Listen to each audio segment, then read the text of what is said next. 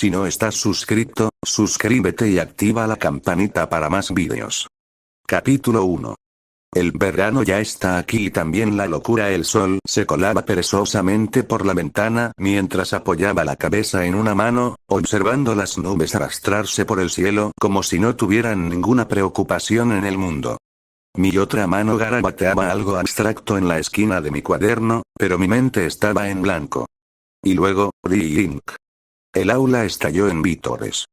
Nuestro profesor, un hombre de mediana edad con un bigote que probablemente merecía su propio código postal, aplaudió y nos sonrió radiante. Bueno, eso es todo, clase. Han sobrevivido. Sigan y disfruten del verano. Las sillas rasparon, los papeles volaron y las bolsas se cerraron.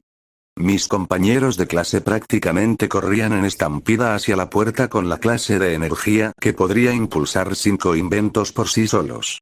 Me puse de pie lentamente, me colgué la mochila al hombro y seguí la ola de estudiantes que salían. Un suspiro silencioso se escapó de mis labios. Esto es una locura, murmuré. Sí, en serio.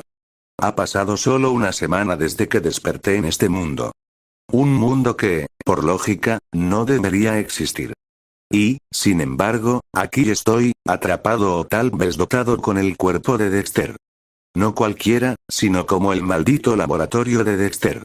Y no era solo el cuerpo. Cuando desperté aquí por primera vez, no era solo yo, también tenía sus recuerdos, su infancia, sus inventos, su caos diario. Todo me inundó como una descarga directa a mi cerebro.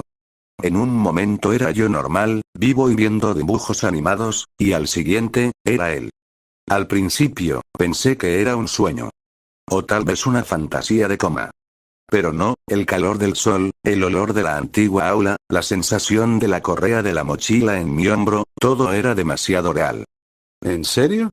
Para un fanático de los dibujos animados de toda la vida como yo, esto era un sueño hecho realidad. Pero, al salir al luminoso patio de la escuela, noté que una gran multitud se había reunido cerca de la puerta principal. Los teléfonos estaban fuera. La gente gritaba, pedía fotos, autógrafos, algunos incluso agitaban pequeños carteles como si fuera un concierto. Curiosa, incliné la cabeza y miré hacia la puerta. Y allí estaban. 3 chicas caminaban una al lado de la otra, con la cabeza alta, la ropa elegante, una presencia más fuerte que la de cualquier banda de rock. La gente se estaba volviendo loca por ellas, y en serio, podía ver por qué. Este mundo es jodidamente complicado, sus nombres resonaron en mi memoria como una campana de advertencia. Burbuja, Bellota y Bombón. Sí, esas 3 eran las chicas superpoderosas. Excepto que ahora, no eran las heroínas rechonchas de ojos grandes de mi infancia. Se habían convertido en adolescentes de verdad y, aparentemente, en superestrellas. Literales íconos con superpoderes caminando por el mismo pasillo de la escuela que yo. Justo cuando estaba a punto de apartar la mirada del desfile de celebridades ambulantes, sentí un brazo colgando perezosamente sobre mi hombro. Oh, mi hermano pequeño está enamorado de esos superhéroes. Me dijo una voz cantarina directamente al oído. Ni siquiera necesité mirar. Esa voz se me quedó grabada en el cerebro como un mal tono de llamada. Oh, cállate, Dede. Sí, Dede. Mi autoproclamada torturadora y, aparentemente, todavía una fuerza imparable del caos en este mundo. Pero, por supuesto, no se detuvo. Ella nunca se detiene. Se inclinó más cerca, tocándome la mejilla con el dedo como si fuera una pelota antiestrés. Y bien. ¿Quién te gusta, eh? ¿Burbujas? ¿O tal vez te gusta más Blossom, eh? ¿Eh? Me froté la sien con un suspiro. Tratar con ella como espectadora era una cosa. Vivir con ella era un verdadero sufrimiento. Mira, dije rotundamente, señalando hacia el edificio de ciencia cercano, es Mandark. Se congeló. Su cabeza se giró en la dirección que señalaba tan rápido que juré haber oído un crujido. ¿Qué? ¿Dónde? Y sin siquiera verificar, salió disparada, simplemente salió disparada como si la persiguiera un payaso radiactivo. Ni siquiera creo que esperara a ver si Mandark estaba realmente allí. Su cabello rebotaba con cada paso de pánico mientras corría entre la multitud y desaparecía detrás de algunos grupos de estudiantes de último año. Dile que no me viste. Gritó por encima del hombro. Parpadeé lentamente. Ni siquiera lo vi, murmuré. La clásica de.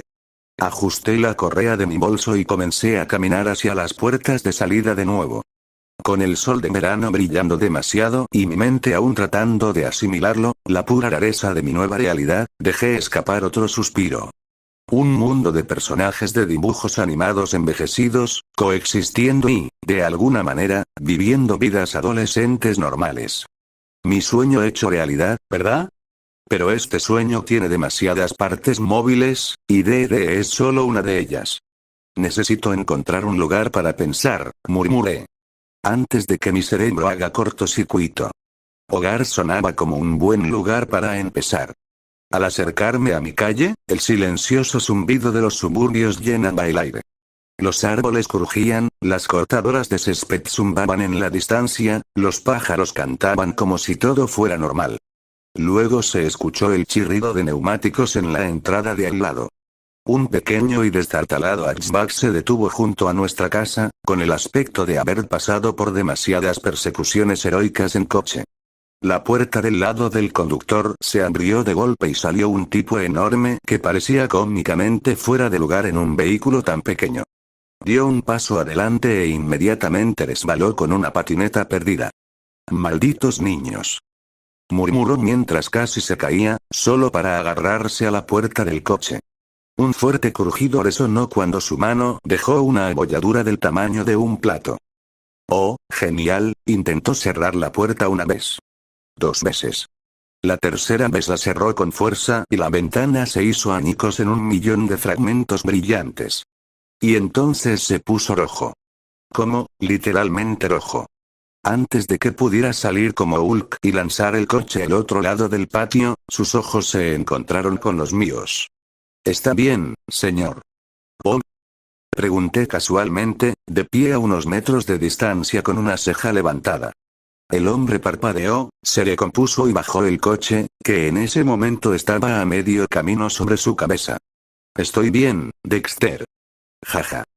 Se rió torpemente, sacudiéndose la camisa y mirando hacia la puerta principal como si fuera a rescatarlo. «¿Acabas de volver de la escuela?» «Sí. Lo soy». «Ya veo. Bueno. Que tengas un buen día, chico». Y así, entró a toda velocidad en su casa, todavía con la cara roja, dejando la ventana rota y el marco doblado detrás de él como si fuera totalmente normal. Negué con la cabeza. «Sí. Totalmente normal». Capítulo 2. El laboratorio bajo la superficie. La puerta principal se abrió con un crujido. «Estoy en casa», gritó Dexter, entrando en la casa. Se quitó los zapatos y los colocó cuidadosamente en el zapatero junto a la pared. El interior de la casa se veía exactamente como lo recordaba, tanto de esta vida como de la anterior. Acogedor, luminoso y engañosamente normal. Desde la cocina, la voz de su madre resonó alegremente. «¿Está Dede contigo, Dexter?» «Está con sus amigas, mamá», respondió Dexter, dirigiéndose ya hacia las escaleras. «Ya veo. Bueno, si tienes hambre, hay sándwiches en el refrigerador. Solo ve por uno». «Está bien, mamá», respondió, ya a mitad de las escaleras. Llegó al segundo piso y entró en la habitación que, durante el último día, se había convertido en su nuevo santuario. Su dormitorio. Una vez dentro, cerró la puerta suavemente tras él, dejó caer su mochila sobre la cama sin mirar 2 veces y centró su atención en la gran estantería que llegaba hasta la pared. A simple vista, parecía como cualquier otra estantería llena de gruesos volúmenes polvorientos, enciclopedias científicas, tomos de física y diarios garabateados con notas ilegibles. Dio un paso hacia ella, cogió un libro específico del estante superior derecho y lo empujó hacia adelante. Clic. Un leve sonido mecánico retumbó bajo las tablas del suelo. Toda la estantería tembló y luego comenzó a abrirse, con engranajes que zumbaban suavemente al revelar una elegante puerta metálica reforzada con un tenue brillo azul que pulsaba en los bordes. Dexter dio un paso adelante. Un panel se abrió en la puerta, revelando un escáner de retina. Se inclinó. BZZZZZ escaneo. Un rayo de luz pasó sobre su ojo. Identidad confirmada, entonó una tranquila voz robótica. Bienvenido de nuevo, Dexter. Con un suave silbido, la puerta metálica se partió por la mitad y se deslizó hacia las paredes. Más allá, luces tenues cobraron vida, proyectando un tono azul de otro mundo sobre pisos de acero pulido, brazos robóticos, servidores enormes y un ascensor que conducía a las profundidades subterráneas. Dexter entró. El aire se sentía más fresco y estéril. Este era el corazón oculto de la casa. Su laboratorio o, mejor dicho, el laboratorio de Dexter. Incluso con sus propios recuerdos intactos, el conocimiento heredado del verdadero Dexter hacía que este lugar se sintiera como si hubiera vivido allí toda su vida. Cada consola, cada código, cada invento escondido en los rincones, los conocía. De acuerdo, murmuró, caminando por el suelo mientras las luces se encendían bajo sus pies. Pongámonos a trabajar. Caminó en silencio, con las manos en los bolsillos, mientras sus ojos recorrían la vasta cámara. Todo era demasiado surrealista, incluso ahora. A pesar de ser su séptimo día en este cuerpo, los recuerdos se sentían demasiado vívidos para negarlos. No eran solo el conocimiento de Dexter, eran la vida de Dexter. Sus pensamientos, sus logros, sus fracasos. Y ahora mismo, eso incluía la historia de cómo surgió todo este imperio subterráneo. Genio con poco presupuesto, pensó divertido. Todo comenzó cuando Dexter tenía alrededor de 7 años. Un chico flacucho y de mirada aguda con más ideas que dinero. No podía comprar piezas, así que recurrió a un lugar al que a nadie le importaba lo que quedaba abandonado. Los desguaces de la WRB. La Liga Mundial de Boxeo Robótico era un deporte global masivo y, después de cada combate, los robots de combate averiados, los componentes quemados y los prototipos rechazados simplemente se arrojaban a fosas de salvamento designadas. Lo que la mayoría veía como basura, Dexter lo veía como oro. Empezó a colarse en esos desguaces después de la escuela armado solo con una carreta, una linterna y una mochila llena de herramientas. Servomotores, condensadores de plasma, guía de combate parciales con núcleos de memoria dañados.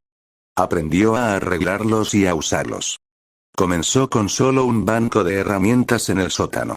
Un kit de soldadura, un servo de muñeca roto y un sueño. Pero ese banco se convirtió en un túnel. Y el túnel se convirtió en un laboratorio.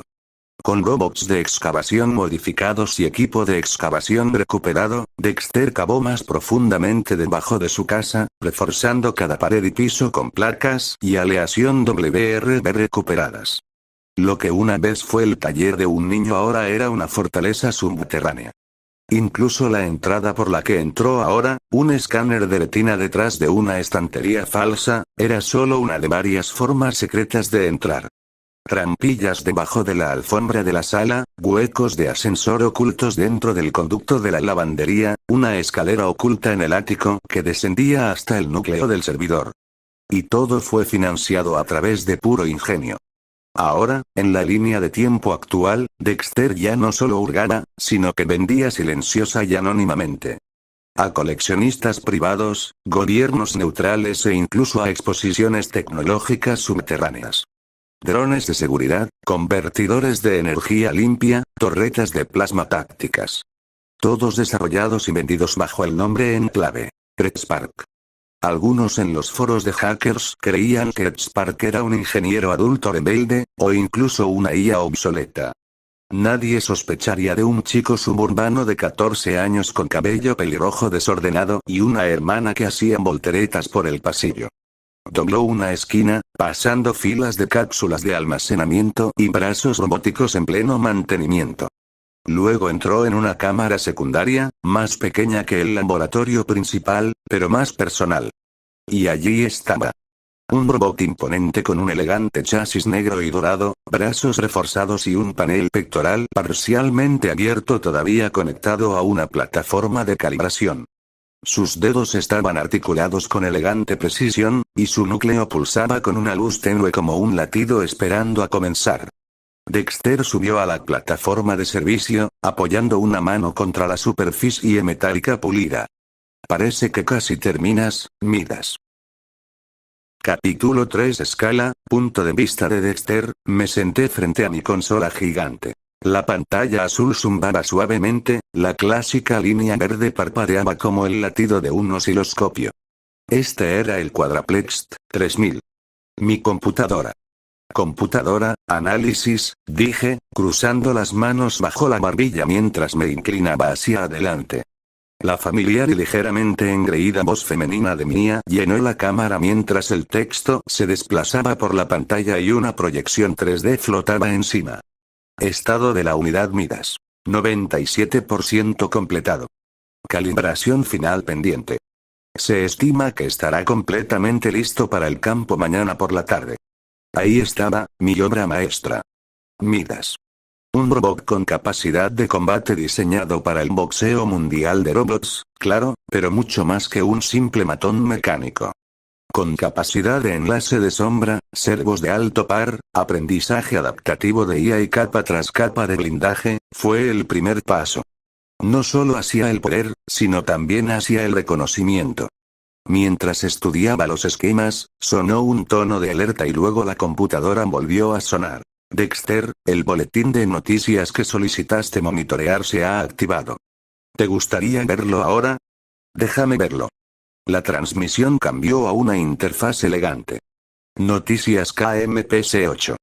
Una mujer bonita con grandes ojos azules y un corte de pelo pixie informaba en vivo frente a una imponente estatua en construcción que reconocí de inmediato. La construcción del nuevo monumento al hombre del metro está casi terminada, sonrió radiante. Y mañana, la ciudad planea inaugurarlo en honor a sus décadas de servicio. La señal parpadeó y cambió. Ahora era otra estación.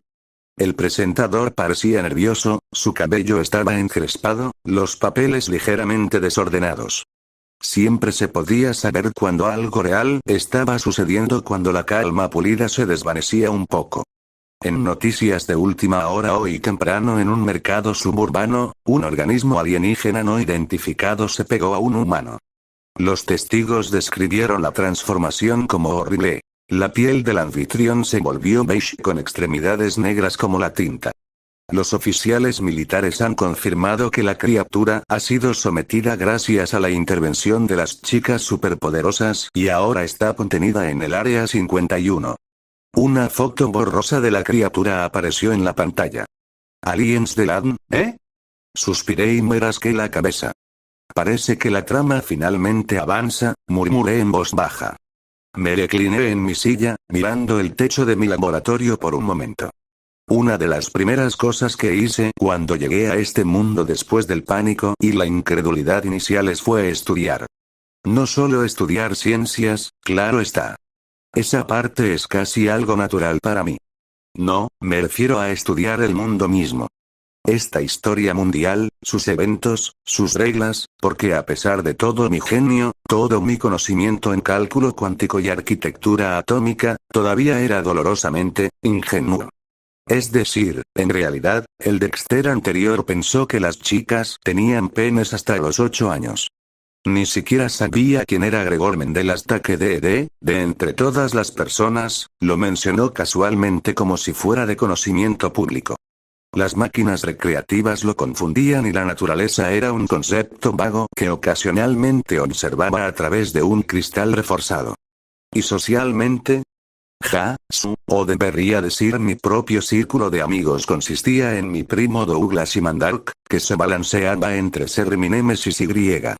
Alguien que simplemente existía con un rencor permanente contra mí. Aún así, he estado intentando cambiar eso, lentamente.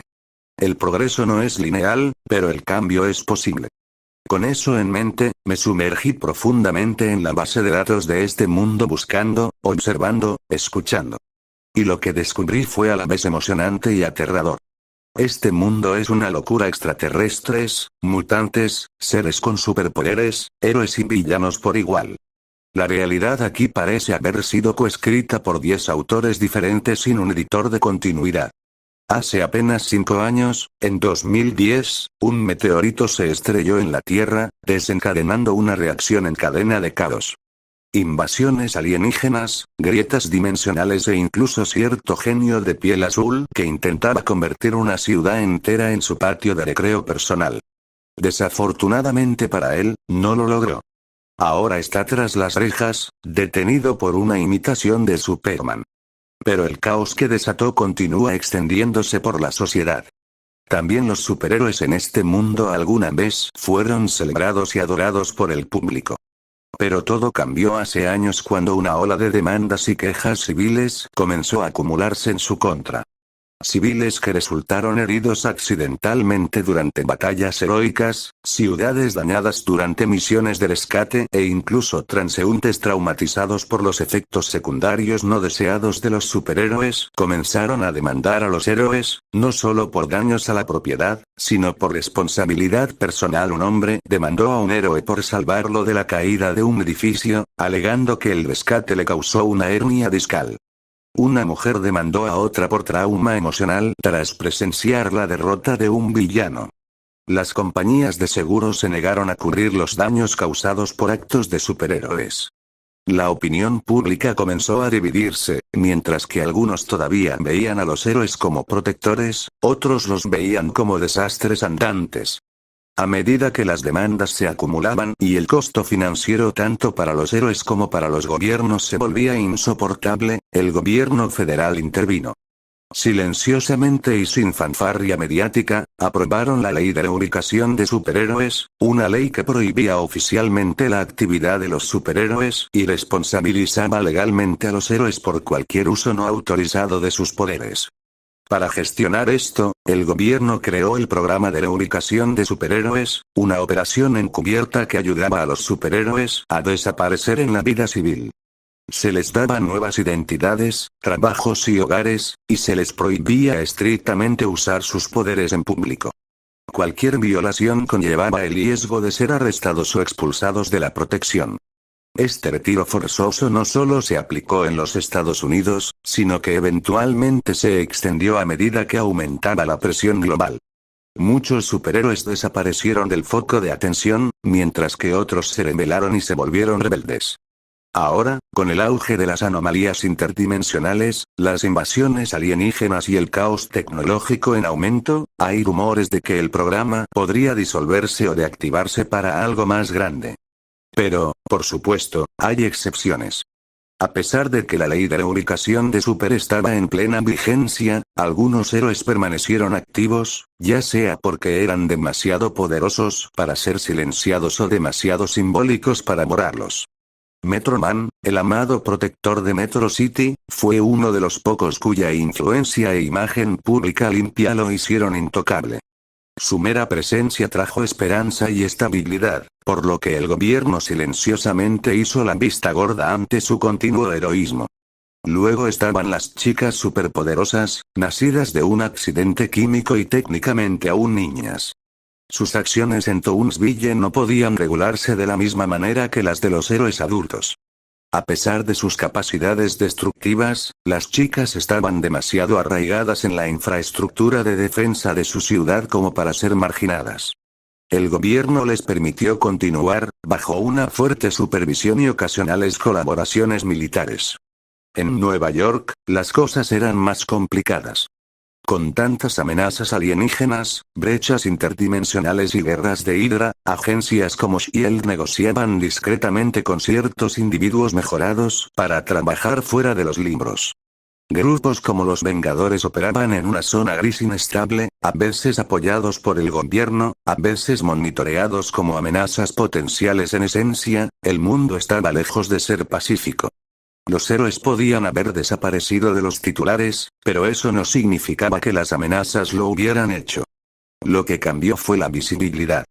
Las capas estaban ocultas, los poderes encubiertos y las guerras se libraban en las sombras. El sistema no había hecho el mundo más seguro, solo había enterrado su caos bajo la burocracia y el secretismo. Después de ver las noticias y procesar las implicaciones, volví a la consola principal y activé la base de datos en la que había estado trabajando durante una semana. El monitor brillante cobró vida, revelando línea tras línea de nombres, archivos, informes de incidentes, lecturas de energía y niveles de amenaza. Lo llamé Scale. Catalogación y evaluación sistemática para la evaluación de niveles. En este mundo, había demasiados factores impredecibles. Extraterrestres, mutantes, héroes y villanos. Necesitaba un marco para cuantificar el peligro, para comprender cuán poderosos eran realmente los individuos y las criaturas que caminaban por esta tierra. Así que construí un sistema de clasificación, simple y escalable. Clase F. Civiles normales. Los impotentes.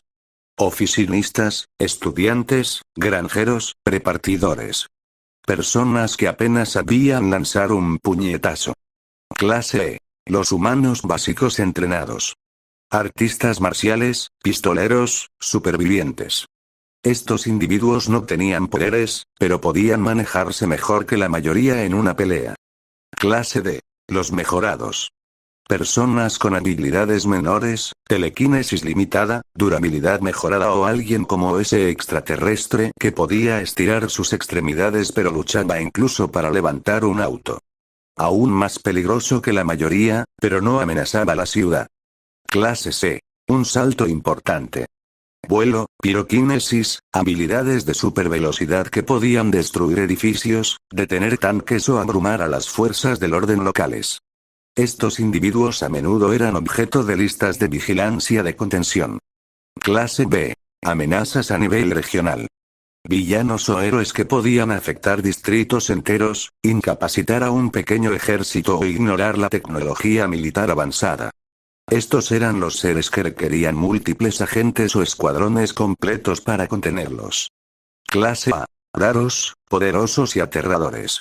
Manipuladores de energía, caminantes dimensionales, monstruos creados a través de mutágenos o seres alienígenas fuertes. Podrían derribar ciudades si no se les controla. La mayoría de los super de alto rango y los guerreros alienígenas entran en esta categoría clase S, la cúspide. Amenazas de nivel Dios, deformadores de la realidad o destructores de mundos. Alguien como Alien Décimo, que podía borrar la existencia con un pensamiento, suponiendo que no estuviera demasiado ocupado discutiendo consigo mismo. Estas eran fuerzas que no podían detenerse, solo desviarse, contenerse o retrasarse. El tipo de existencia que hacía que los gobiernos elaboraran protocolos de evacuación. Cada individuo se clasificaba no solo por su potencia bruta, sino también por su impacto, las bajas causadas, las ciudades salvadas, las invasiones alienígenas repelidas y las confrontaciones militares sobrevividas. Scale todavía estaba en progreso. Unos cientos de nombres hasta ahora, pero crecería, tenía que hacerlo. Porque si había algo que entendía sobre este mundo, era que las amenazas reales no esperan a que estés listo. Y si iba a sobrevivir, si iba a competir, entonces la siguiente fase de mi plan tenía que comenzar. Este mundo puede parecer un mosaico de colores brillantes y personajes exagerados, pero debajo se esconde el caos, el potencial y más peligro del que cualquier humano normal podría manejar. Por eso necesito más. Los aparatos por sí solos no serán suficientes, no para siempre. Claro, los genios ricos siempre tienen sus juguetes. Pero en este mundo, si quieres poder real, necesitas algo en tu sangre. Algo que arda. Así que comencé a investigar. Obtener poderes no es fácil. O naces con mutaciones, genética alienígena o estás expuesto a algún extraño accidente con un 99% de probabilidad de muerte. Tenía algunas opciones en mente. Consideré el químico décimo, el compuesto inestable que dio origen a las chicas superpoderosas, pero aún no tenía idea de cómo lo sintetizó el profesor Utonio. Y los riesgos eran catastróficos. Luego estaba el suero que Megamind desarrolló, el que creó a Titán. Eso sí que tenía potencial. Una fórmula sintética, diseñada para reescribir el genoma humano utilizando una base de ADN superpoderosa. A partir de ese concepto, desarrollé mi propia teoría. Si pudiera adquirir una muestra de ADN viable de un individuo con superpoderes, podría aplicar ingeniería inversa a la estructura y crear un suero controlado y adaptativo, adaptado a mi fisiología. Es peligroso, imprudente y posiblemente irreversible. Lo que significa que es perfecto. Me levanté de mi asiento y caminé por el pasillo central de mi laboratorio, pasando junto a tubos brillantes, prototipos suspendidos y maquinaria inactiva. Me acerqué a una parte diferente de las instalaciones. Una gran cámara reforzada diseñada para imitar un denso entorno selvático. Enredaderas artificiales, pulverizadores de niebla, humidificadores y filtros de luz diurna le daban una sensación de vida. Las puertas se abrieron con un silbido, liberando una ola de aire cálido y húmedo. Dentro, la luz solar sintética se filtraba a través de hojas enormes y los pájaros cantaban desde altavoces invisibles. Entré y alcé la voz ligeramente, dejándola resonar. Mono. Un crujido me respondió en lo alto de los árboles. Hubo movimiento, un borrón a través del dosel, ramas doblándose y sombras parpadeando. Y entonces, bueno. Digamos que este mundo me ha dado algunos aliados inesperados.